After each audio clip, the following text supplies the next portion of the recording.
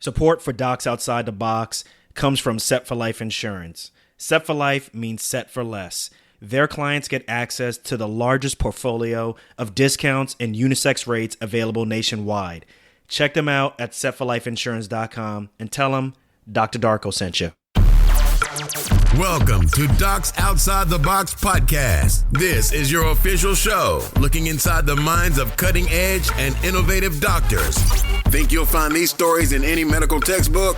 Sorry. You're getting real life insight from men and women pushing the envelope beyond medicine. Ordinary doctors doing extraordinary things. Let's start now with your host, Dr. Nina Darko.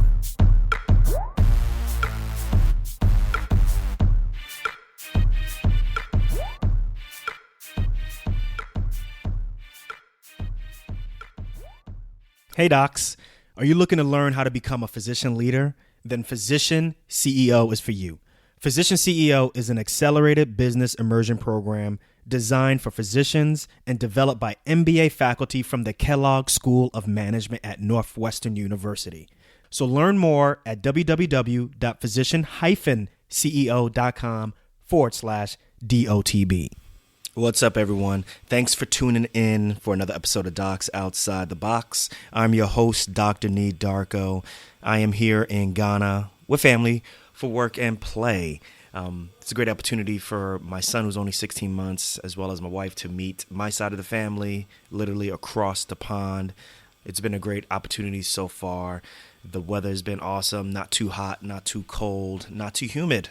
Also, I got to give a shout out to my wife, literally thinking about everything, and has a whole system on how to manage bottles, diapers, clothing for my son, the whole nine. And can't front, she really is the true MVP of this trip.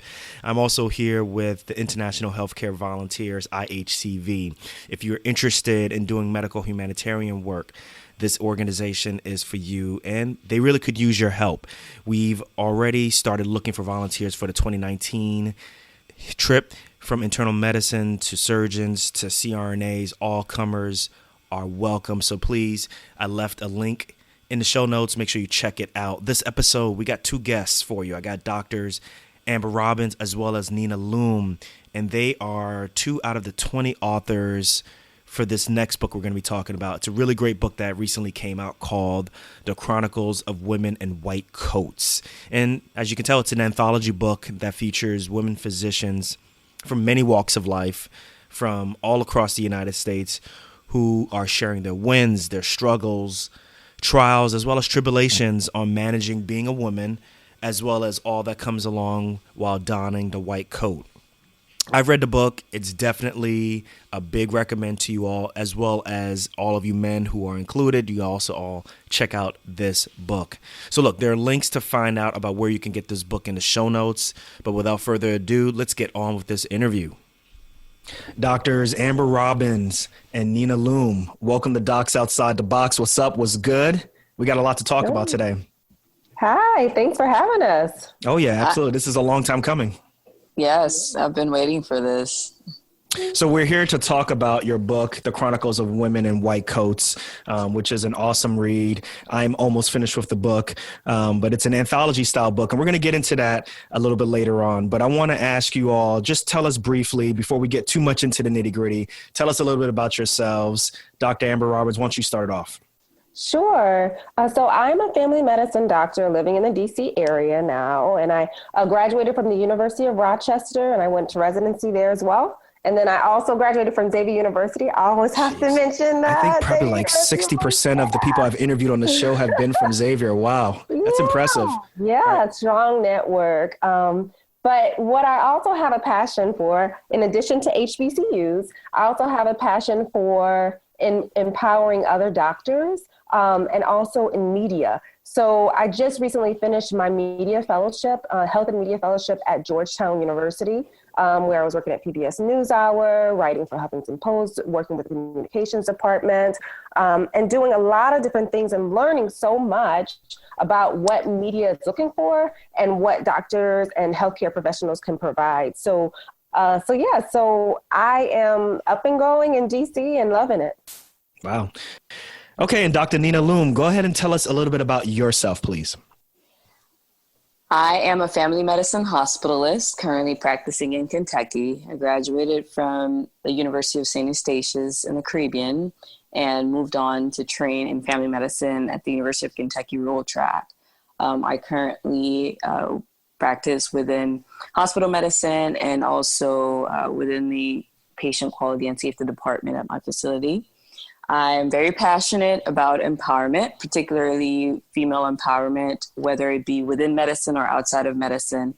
And with the current wave and talk around women in medicine, it was an honor to be a part of this project with Dr. Robins. And, you know, that's particularly our likeness along the lines of women empowerment. It was the drawing factor to be a part of this project. Love it. Love it. Well, you guys together form a super combination. So let's talk about the Chronicles of Women in White Coats. First of all, when did this book come out? Yeah, so it came out earlier this year. So we launched in May, and that's when we all came together in DC for the first time, meeting each other face to face for the first time. But it launched in May, and it's been doing really, really well. We've been getting a lot of great feedback about it.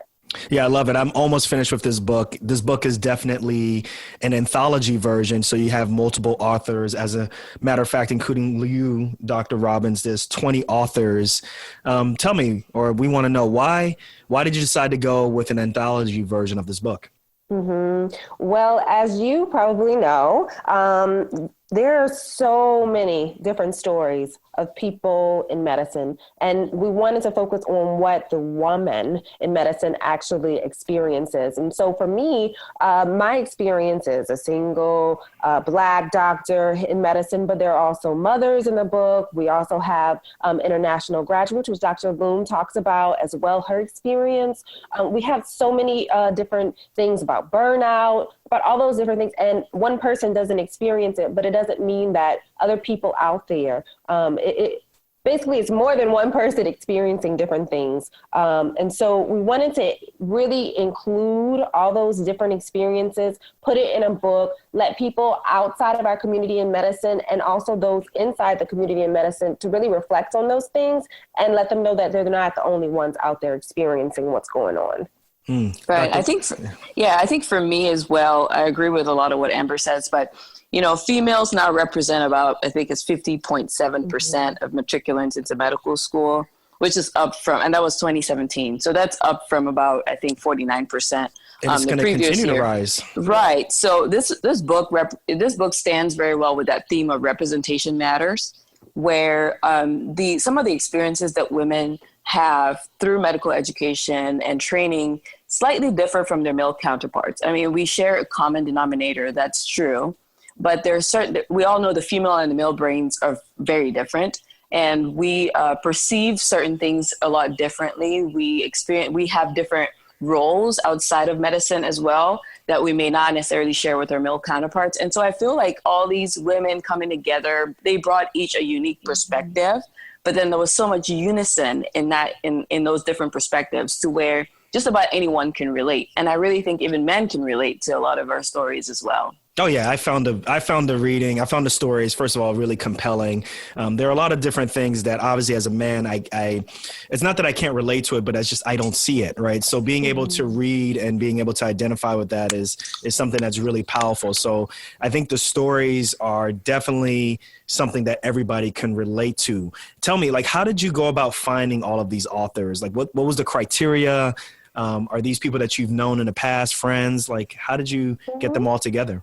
Well, the answer is no, we did not know each other before we came together. And some people are really amazed by that. We literally came together for the book through Facebook groups. So Mocha Medicine, physician, entrepreneurs, different groups on Facebook. I literally posted and said, hey, who's interested in being in a project where we can talk about what happens when a woman puts on a white coat?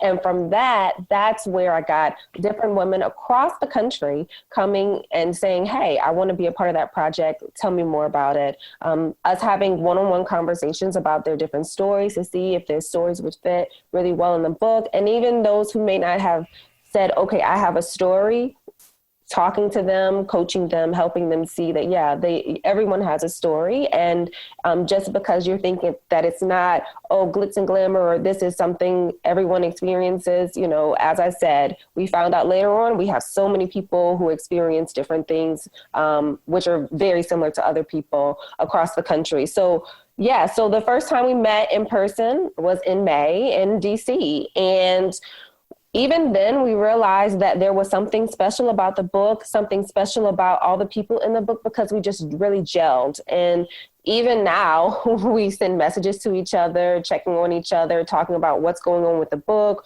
what we can do to really get out there to tell more people about what we're doing, because we believe the book is not just a book, it's a movement. Go ahead, Dr. Nina. Yeah, and just to add to that, I was in the comments section, I would say, on a physician entrepreneurial Facebook group when I saw Amber's message. And I mean, it was a no-brainer to click and want to be a part of it, and the desire to want to be a part of that was already ingrained. Mm-hmm. But I think what was really striking was every single woman that was commenting on that thread probably had wanted to do something like this, but didn't have that gusto to get it out. Because when I talked to a lot of the co-authors, they all had projects that they were working on, but never really got around to writing a book about it, though they had maybe thought about it. So I feel like this, what Amber sparked was she gave us that momentum to actually get it rolling. And it was sort of that power that you get from being in unison with so many other women that experience things that you may have wanted to express, but just never felt like it was valid enough. So I feel like that momentum really helped with what she sparked on all these several groups. But like I said, I met her on an entrepreneurial one. So do you find, Dr. Robins, that you had to turn away some people? Well, yeah, there are always some people that you do have to turn away, unfortunately. And then also some people who aren't ready. So you would get a lot of people who may be interested, but then when you actually say, okay, this is what we need to do, this is when we need the deadline, this is a deadline, this is a process, some people aren't ready for it. And so for those people who I did talk to, or people in the future who may be thinking about this, there's always a time for it. I'm sure there'll be another anthology that comes out, whether it be with me or with someone else, but again, you have to be ready. So mostly were the people who I had to turn away, the people who weren't ready for this, because we started in January and basically had the book compiled and done in April. And so we launched in May. So it was a quick process. So, yeah. And I'm looking at the bottom. It says Robins Nest Media. Mm-hmm. Any relation to someone who's on this show right now? Is this your publishing company? It is. It is a self-publishing company.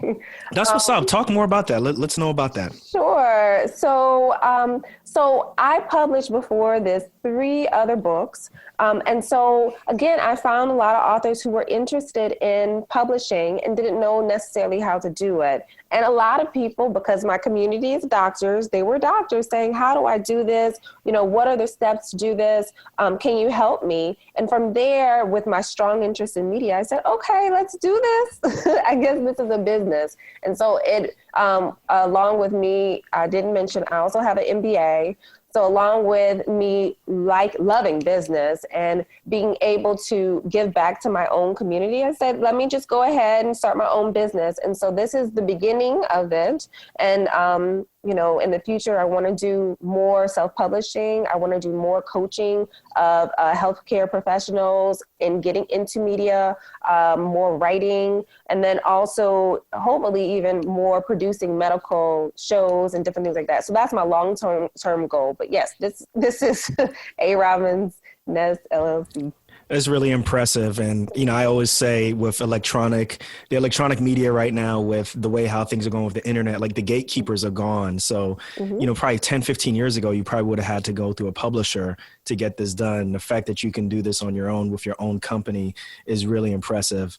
And I just want to ask you guys a question, because I know this question, though, is going to be like asking if you have children, like who's your favorite child and stuff. But what's, in terms of your chapters, this, obviously different chapters in here, what's which chapter, sticks out to you the most? And if you can give like a brief, quick synopsis, you don't have to do anything too in depth, but which one kind of stands out to you the most? Do you want to go first, Nina? I have 2 chapters, and it's really hard to pick. Y'all can cheat and just say it's my own chapter, It's really hard to pick, but I'll go. So, and Nia, I'm sorry, but I'm going to try to talk about both of them very, very briefly. Mm-hmm. So the first chapter, and what really stands out to me, is the concept of subconscious bias. And that is something that I've had to learn about. That's a hot topic now. It is. And that's something I've had to learn about and train my mind a lot differently, even in my practice, to be cognizant that we are all liable to some level of subconscious bias, implicit bias, however we want to call it. But that it's a game changer for everyone, whether you practice in medicine or outside of medicine, or even on the news and the media and sort of what you see now. There's a lot of that playing in the ways that we deal with human behavior. And so my first chapter talked about my perception of bias, whether as how it was inflicted upon me by maybe patients. I'm a young, Black, foreign medical doctor. And so I had encounters that were racially unpleasant. And so I shared a little bit about that. But then I realized that I too had some type of bias, particularly with maybe gender. And that's something that was new to me because I thought I was a female empowering guru, but come to realize that there was some preconceived notions that I had to take care of myself. So we're all liable. We all have to be cognizant. That's the message I'm putting out there. And in the second chapter, talks about, it's more personal, and it talks about my personal journey as an international medical graduate and sort of the cultural and social shock that I had to encounter to get into practicing medicine in the United States and how that ended up being a success factor for me. So those are two themes that you would see in the book alongside of the others. And now, a word from our sponsor. Understanding how to run a business in medicine will put you at a unique advantage in the future. Whether it's leading a hospital, practice, or starting a new venture, the Physician CEO program will put you in focus from day one. Physician CEO is an accelerated business immersion program developed by MBA faculty from the Kellogg School of Management at Northwestern University. The Physician CEO program provides an intensive MBA-style education made up of modules, with each module covering topics from leadership to entrepreneurial ventures.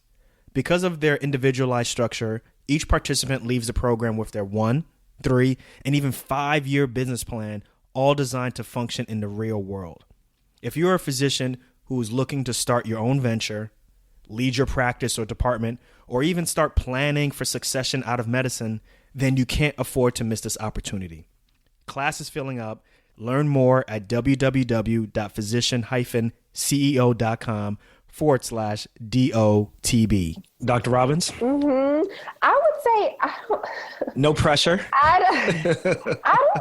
I think that all of the chapters are so unique in themselves that it's hard to say, this is my favorite one. I would say, our personal stories are the ones that really, really are riveting. One of the authors talks about her experience when she was diagnosed with breast cancer. So that was a chapter I would say, it's a tearjerker. And then we also talk about a doctor who has lost her best friend, who's also, a colleague in medicine. We talk about how there are, what happens to do your first code? Oh my goodness, what do you do? Things like that. And we have stories of burnout. I mean, there's so many different stories. It just, honestly, I think my favorite chapter would depend on what season I'm in, because there are some times where I feel really tired. I feel really burnt out, right? I like that point. So those are the chapters that really speak to me. But then other times, I just want to say, go back to what my experience was in medical school and how, bright-eyed, bushy-tailed you were and trying to figure out which specialty you go in. So the author talks about that. Like, it just depends on where you are in your journey, in medicine, and even if you're outside of medicine, just kind of giving reflection. I think this book also is good for those people who are just getting in, for parents. I'm thinking about that. My parents had no idea what medicine was like. So it honestly depends on where you are, who you are. And for me, where I am as a new attending, the stories talking about how it is being a new attending, what it's like walking in and people still thinking you're a nurse, or, when is a doctor coming in? Stuff like that. Has that happened to you? Yeah, all the time. Because there's a lot of people who feel that, my wife has experienced that. Mm-hmm. And, we all have certain things that we experience, and you just either internalize it or you just like, I can't believe that person did X, Y, and Z. Like, can you talk about that? Can you verbalize that? Is there any way you can talk about that on this podcast about what that feeling is like to go through all of this training, to earn that doctor, to get that MBA, and then to walk into a hospital and either have a patient or someone, nothing's wrong with being a nurse, but just, kind of just assume that you're a nurse. Like, talk to us about that. How does that feel? Like, what did you think? Yeah, what this may sound really unfortunate is that sometimes I've kind of gotten to the point where I expected, which I'm hoping that in a couple of years that doesn't even happen. So when I go into a room, I always say, hello, my name is Dr. Amber Robbins. Even when I say that, it doesn't really matter. Some people still don't, resonate with that. And, I honestly try to compartmentalize and say, okay, this may be because our society isn't used to seeing as many doctors who are female, but that's changing, as Dr. Loom said.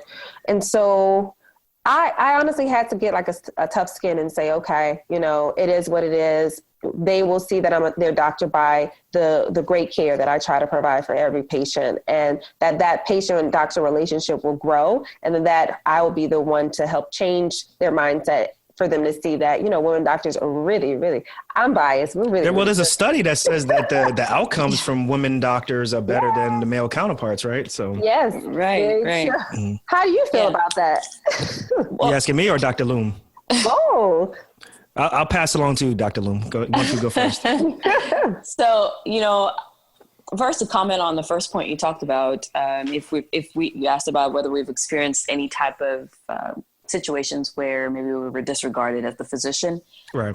And my point to that is, what's so good about medical training is it develops a strong sense of personal identity because of the resilience that it requires. Mm-hmm. So I think for me personally, it does not affect me. Honestly, I don't lose sleep over it at all. I've learned, like Dr. Robin said, I've learned to realize that it's really, bottom line, it's my choice. Like, I get to determine what my patient thinks about me. And so if I walk into the room and I'm disregarded, it's based off of the quality of the care that I'm going to offer, or the way that I present myself to them, that I can help change their mindset towards their approach to me. And it has always worked in my favor when I do it that way. So you look at it as an opportunity then? It is a great opportunity. I love educating my patients. I love giving them a different side to what they're used to. I work in a rural area. I work in rural Kentucky. And so I mean, it's been a pleasure to be a part of that process. And it's never been one that has caused me any kind of distraught or anything like that. It's been a great opportunity for education for my patients, exposure for my patients. And at the end of the day, they typically always are very grateful, and they're typically always are very apologetic and willing to continue to see me. So I think this is an opportunity for us women, an opportunity for us minorities that are in challenging disciplines to use it as a reason to shine and to give a different narrative for what, maybe our predecessors had experienced. Well, thank you for answering both, Dr. Robbins and Dr. Luma. I appreciate that because, on this show, I really want to not only just highlight, the great job that you all are doing, but also at the same time, I want the audience to take something from this. And from this, it seems as though you both look at it as an opportunity for empowerment, an opportunity to change, an opportunity to kind of change the narrative on, you're being relegated to, being thought of as a nurse. So I appreciate that because there are people who are listening and they're like, man, I go through this situation all the time. How do I handle it? How do you all handle it? So thank you for that. So I want to ask you all, obviously there's some things in the book, and obviously I can glean from this interview that are more systematic issues, which can make it very difficult, systematic or institutionalized, whichever way you want to look at it. What are some ways, and I hate to put you on the spot, but what are some ways that you think this can change from the thought process of how women in medicine are thought of? Do you think this is more of like a systematic, like a AAMC thing needs to change, or a top-down approach? Or do you think this is something from an individual physician that we can change? Just the way how men perceive women in medicine, or even just in general? What are your thoughts on that? So I'll comment first, if that's okay. So my thought on that is there is always some type of social change that occurs first before you get maybe a political change, in quotes. So our stories, and the point of this book really is to bring attention to these issues. I do believe, though, that one of the greatest markers for change would be when we have more physicians that are lobbying on a grand scale for issues that are particular to physicians, whether it's on Capitol Hill, whether it's within their local state organizations, or even with using media. Because though this is a book, it's a social issue, that we're talking about social issues in a more social platform. But I believe that with sparking that conversation, we're drawing attention to things that, maybe no one is crying wolf about. And it will spark both personal change if it's an individual reading the book, but at the same time, we hope that this book would go into medical schools, it would go into residency programs, ACGME can get a hold of it. And so people can start looking into, hey, what are the maternity laws for women in general across the country, or for women in medicine? Are we taking good care of them to that regard? Is that, what do we have in place, and how can we make it better? Just like the duty hour rules came in place, I'm sure it took years and years and years of, a physician well-being talks and burnout and different things like that as to why duty hours became restricted after, only God knows how many years of, physicians working overtime. So I think that this book is just going to fit into that space where it's a social message, but it would become the framework or the groundwork for someone to use it as a political message, or it would help individuals improve their personal lives by understanding other people's experiences and gaining some kind of encouragement from it. Love it.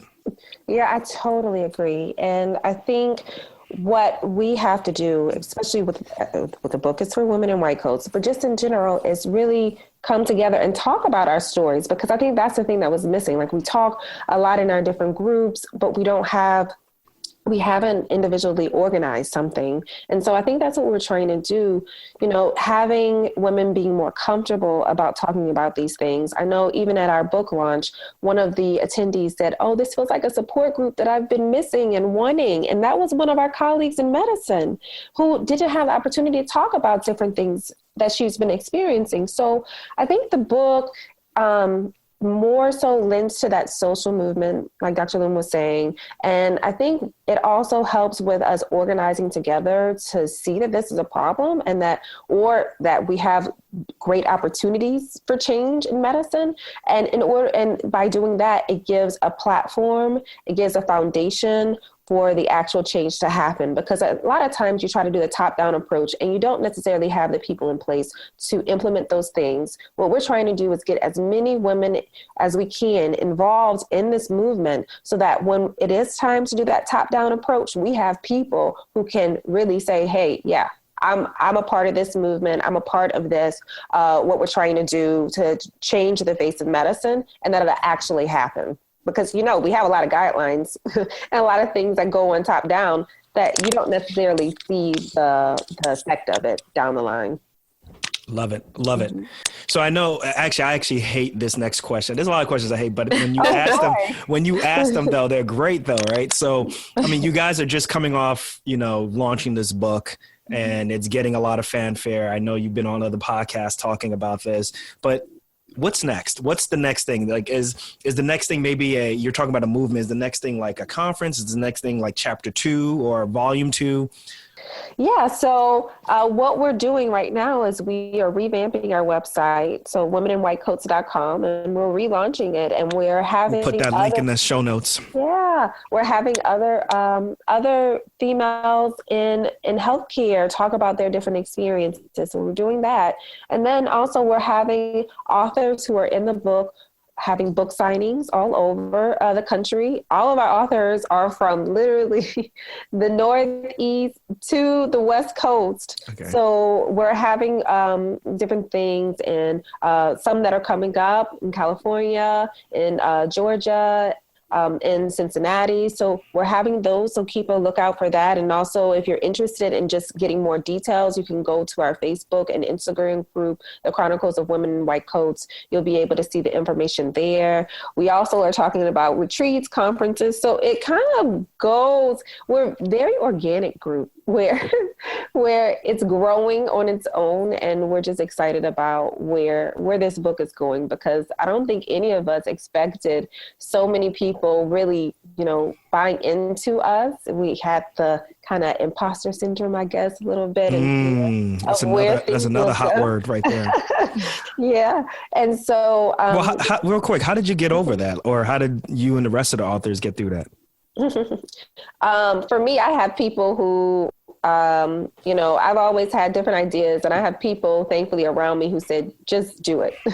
And that's what I just do it and see if other people are interested and just go for it.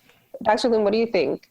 Yeah, I think for me personally, I would say, faith and self-realization are the two biggest things that help me with dealing with that. And, because I think a lot of it is, it's not real. Like, that's the truth about it. It's the sensation of feeling like a fraud when you really aren't. And self-realization goes a long way. Love it. I love it. So look, we're getting close to the end of the interview. Let's do some quick fast fire questions. Y'all game? Sure. Let's do it. All right. So what's one thing y'all want people to get from this podcast? That women, we have different stories. We come together and look what happens. Greatness. I love it. Love it. What I want everyone to get is that they are strong, they're powerful, and they can do it just like we did.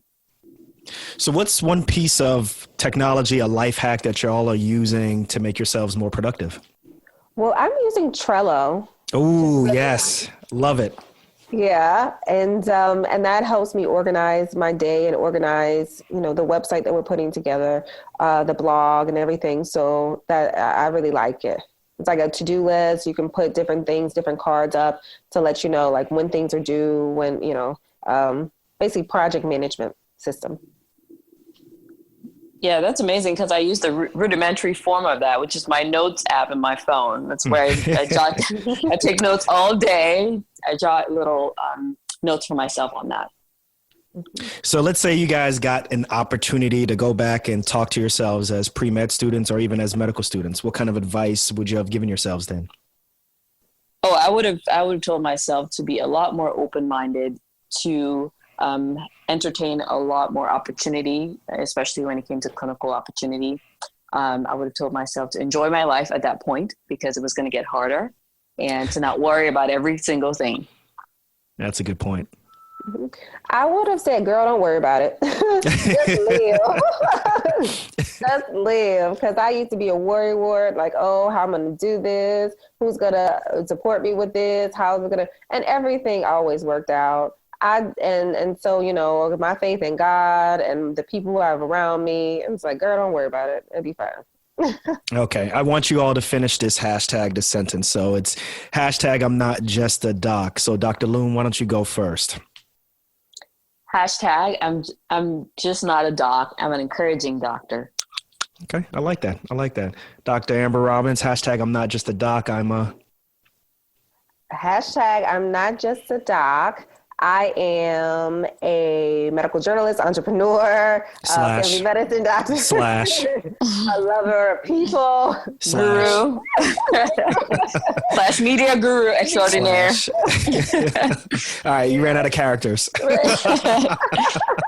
Awesome.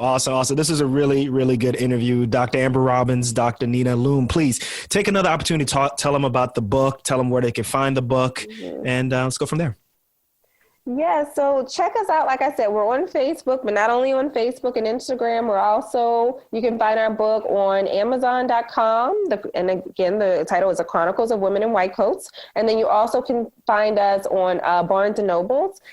Also, check out our website. It's www.womeninwhitecoats.com. You can get in contact with us. You can see different stories of other women who are experiencing amazing things in medicine and in healthcare in general.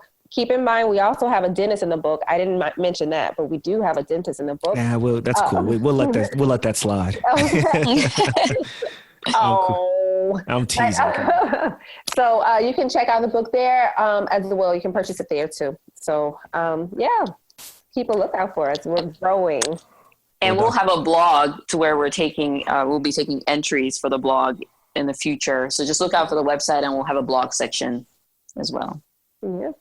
Well, Dr. Loom, Dr. Robbins, thank you so much for your time. Thank you for being on Docs Outside the Box. Thank you. Thank you, Dr. Darko. It's a pleasure.